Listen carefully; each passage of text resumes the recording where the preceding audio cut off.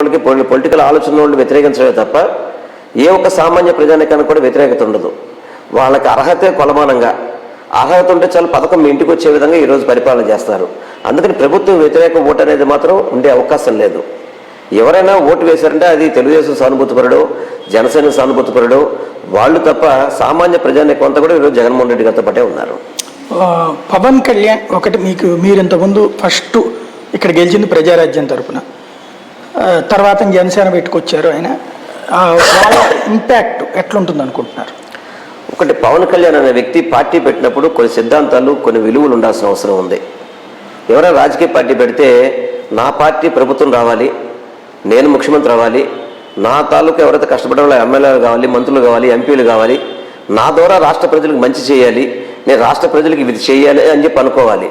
కానీ ఆయన సిద్ధాంతం ఏంటంటే నేను జగన్మోహన్ రెడ్డి గారిని దించడానికే పార్టీ పెట్టారని చెప్పడంతో ఆయన పార్టీ అంతా కూడా వైఫల్యం అయిపోయింది పూర్తిగా కూడా. పార్టీకి కొన్ని సిద్ధాంతాలు, కొన్ని విలువలు, కొన్ని కట్టుబడులు ఉండాలి. అవి ఏమీ లేని వ్యక్తి.